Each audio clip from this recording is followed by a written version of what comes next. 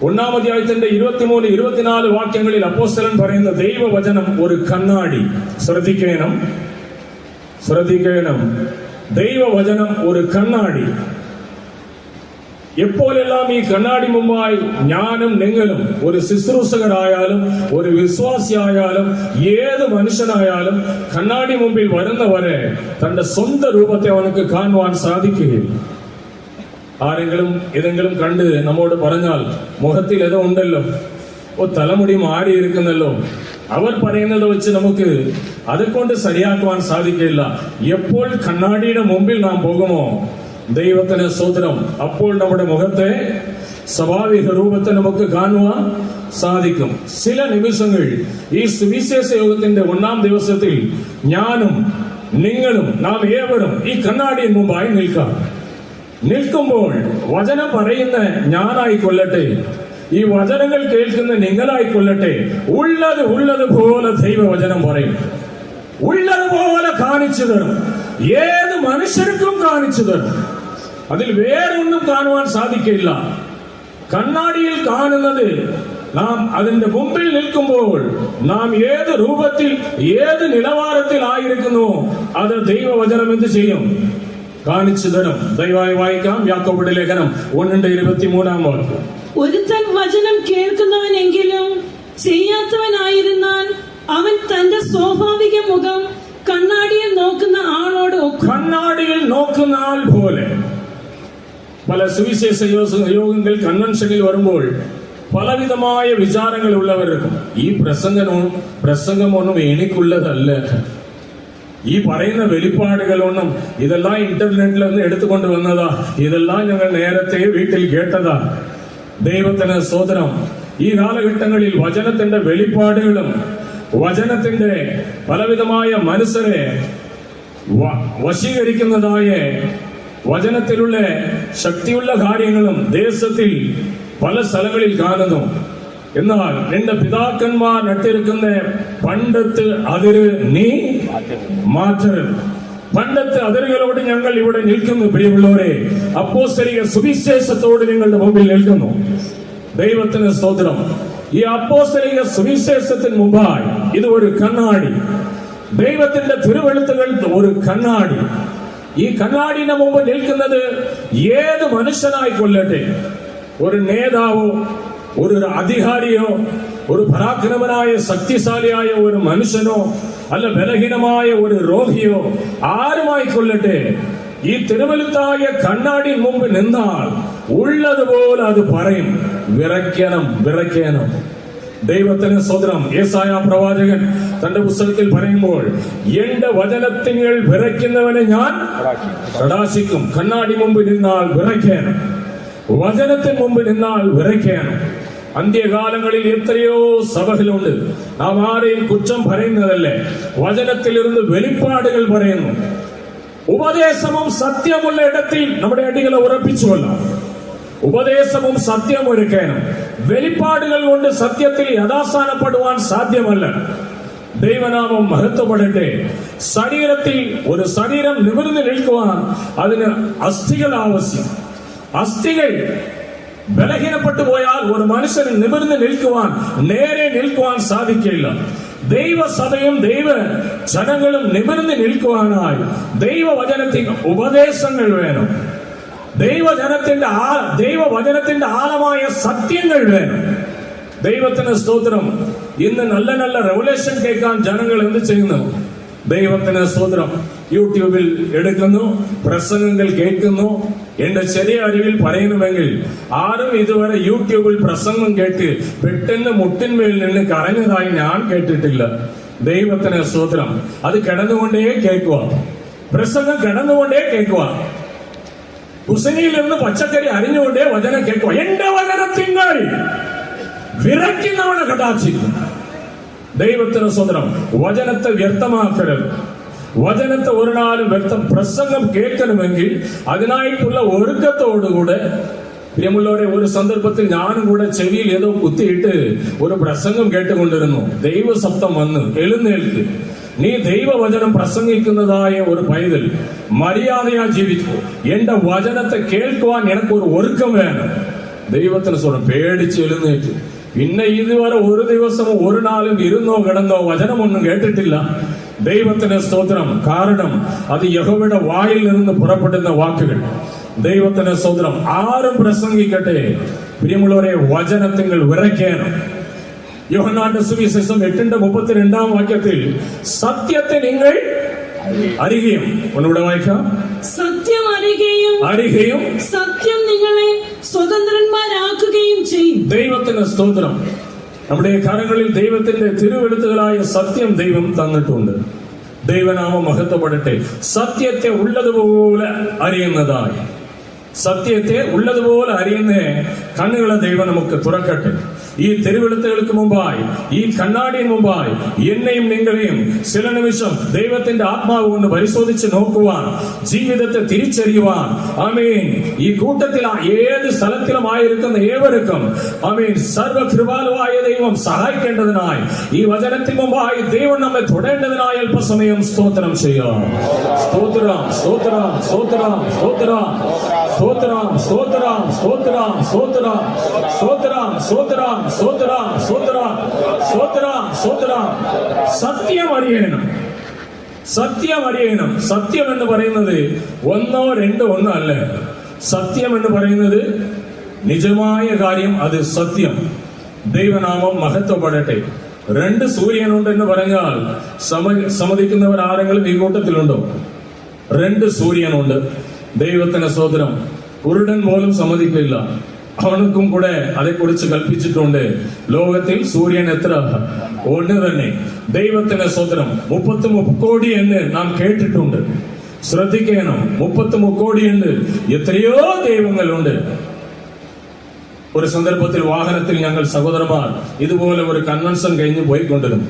പുറകോട്ട് വന്നതായി ഒരു വണ്ടിയിൽ ഹാർൺ അടിച്ചുകൊണ്ടേയിരിക്കും. നിർത്താതെ ഹാർൺ അടിക്കുക. അപ്പോൾ ഞങ്ങൾ അല്പം വണ്ടിയിൽ ഇരുന്ന് തിരിഞ്ഞു നോക്കി. അതിലിരുന്ന ഒരു മാന്യമായ മനുഷ്യൻ ഇറങ്ങി വന്ന് പറയുന്നു, നിങ്ങൾ വണ്ടിയുടെ പുറവശം ഒട്ടിയിരിക്കുന്നതായി ആ സ്റ്റിക്കർ ഒന്ന് മാറ്റണം എന്ന് പറഞ്ഞു. അപ്പോൾ ഞങ്ങൾ ചോദിച്ചു, വിഷയം എന്തുവാണ്?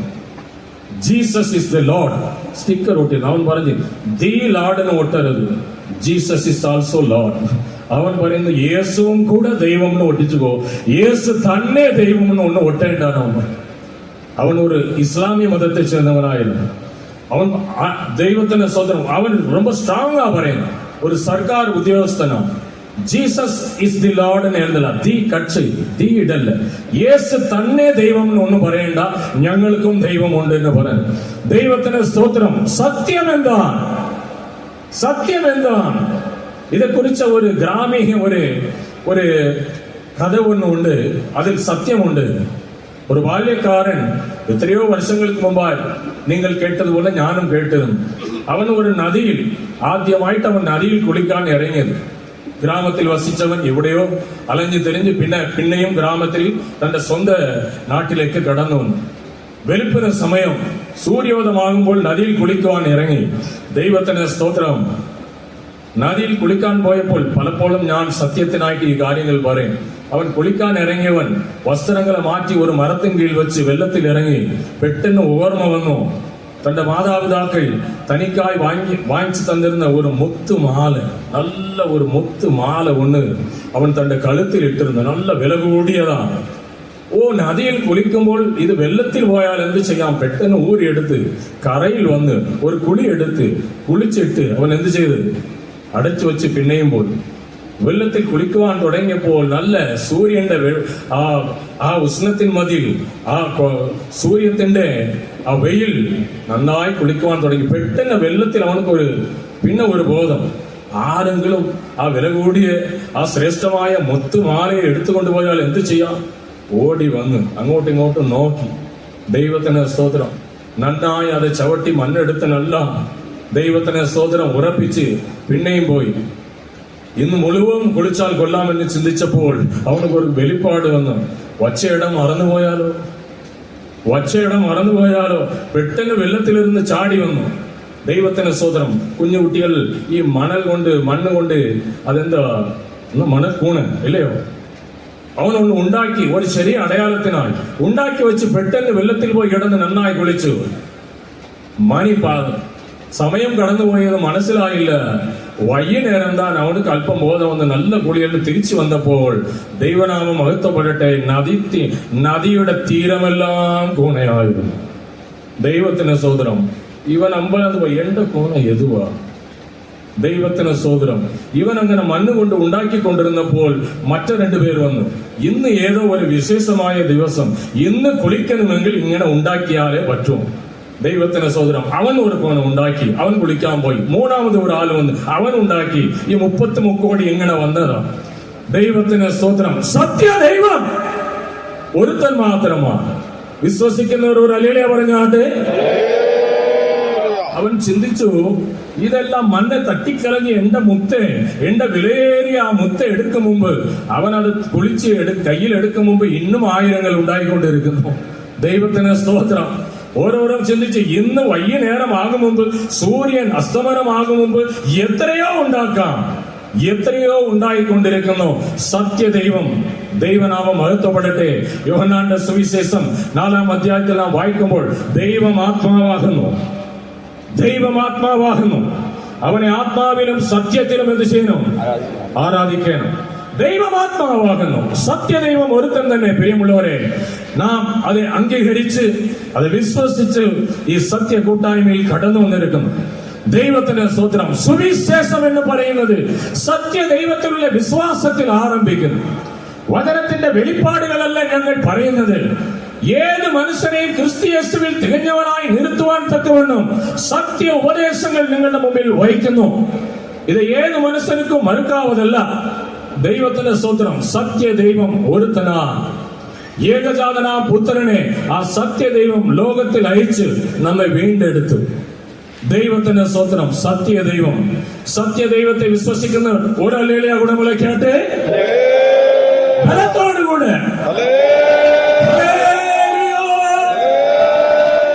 ദേശനിവാസികൾ പലരും ഇവിടെ കടന്നു വന്നിട്ടുണ്ട്. ദൈവത്തിന്റെ സ്തോത്രം. നിങ്ങൾ മുമ്പായി വയ്ക്കുവാനുള്ള ഒരു സത്യം, ദൈവം ഒരുത്തനാണ്. എത്രയോ മണൽക്കോണകൾ ഉണ്ടായിട്ടുണ്ട്. മുത്ത് ഒന്നിൽ മാത്രമാണ്. മുത്ത് ഒന്നിൽ മാത്രമാണ്, എല്ലാറ്റിലുമല്ല. കണ്ടുപിടിക്കുന്നവർ, അത് മനസ്സിലാക്കുന്നവർ ഭാഗ്യവാന്മാർ. ദൈവനാമം മഹത്വപ്പെടട്ടെ. പ്രിയമുള്ളവരെ, സത്യദൈവം ഒരുത്തൻ മാത്രമാണ്. ആമേൻ. നിത്യപിതാവായി നമുക്കായി ജീവിക്കുന്നു. ദൈവത്തിന് സ്തോത്രം. ആ ദൈവത്തെ പലരും അറിഞ്ഞിരിക്കാം, കേട്ടിരിക്കാം, സാക്ഷ്യങ്ങൾ നാം കേട്ടിരിക്കാം. മറ്റവർ പറയുന്നത് വെച്ച് നാം അനുഭവിക്കുന്നതല്ലേ. ദൈവമേ, നീ സത്യ ദൈവമെങ്കിൽ എന്നോടുകൂടെ നീ നിന്റെ ശബ്ദം കേൾപ്പിക്കണം. നിന്നെ ഞാൻ കൊണ്ട് ആ മഹത്വത്തെ കാണണം എന്ന് നാം ചോദിച്ചാൽ ദൈവം നമുക്ക് പ്രത്യക്ഷനാകും. ഈ വചന ശുശ്രൂഷയുടെ ഇടയ്ക്ക് അല്പക്ഷണം ആമേൻ കൺകളടച്ച് ഇരിക്കുന്ന സ്ഥലത്തിൽ ആമേൻ, പിതാവേ, നിന്റെ ശബ്ദം ഒന്നുകൂടെ എനിക്ക് കേൾക്കണം. നിന്നെ ഒന്നുകൂടെ ഞാൻ ദർശിക്കണം. ആമേൻ. ഈ കൂട്ടത്തിൽ ആമേൻ, ഈ വചനം കേട്ടുകൊണ്ടിരിക്കുന്ന ദൈവമക്കൾ എവിടെയായിരുന്നാൽ, ദൂരത്തോ ചാരത്തോ ഈ പന്തലിന്റെ അകത്തോ ഇതിന്റെ അടുത്താണോ, എവിടെ ഇരുന്നാലും സത്യദൈവത്തെ ഞാൻ കാണണം. അവന്റെ ശബ്ദം എനിക്ക് കേൾക്കണം. അവന്റെ പ്രവൃത്തികളെ ഞാൻ അനുഭവിക്കണം.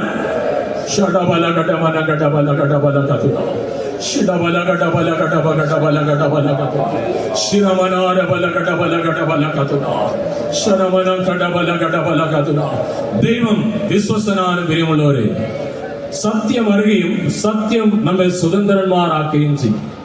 ദൈവനാമം മഹത്വപ്പെടട്ടെ. രക്ഷിപ്പ്. ദൈവനാമം മഹത്വപ്പെടട്ടെ. രക്ഷിപ്പ് എന്ന് പറയുന്നതായ ഒരു വാക്ക് വേദപുസ്തകത്തിൽ നിന്ന് നാം കാണുന്നു. ലോകത്തിലും കൂടെ ഈ വാക്കുകളെ നമുക്ക് കാണുവാൻ സാധിക്കും. സാൽവേഷൻ എന്ന് പറയുന്നു. ദൈവത്തിന് സ്തോത്രം. രക്ഷിപ്പ് സാൽവേഷൻ എന്നും രക്ഷിക്കുന്നവനെ സേവിയർ എന്നും പറയുന്നു. ദൈവത്തിന് സ്തോത്രം. സത്യദൈവം തന്റെ പുത്രനെ ലോകത്തിൽ അയച്ച് സേവിയർ ജീസസ് ക്രൈസ്റ്റ് എന്ന് വേദപുസ്തകത്തിൽ വായിക്കുന്നു. അവൻ വീണ്ടെടുക്കുന്നവൻ, ബന്ധനങ്ങളിൽ ഇരുന്ന് പാപത്തിൽ ഇരുന്ന് മനസ്സിനെ വീണ്ടെടുക്കുന്നവൻ. അതുകൊണ്ട് യേശുവിന്റെ നാമം സേവിയർ ജീസസ് ക്രൈസ്റ്റ്. അവൻ രക്ഷിക്കുന്ന രക്ഷാധിപതിയായി ജീവിക്കുന്നു.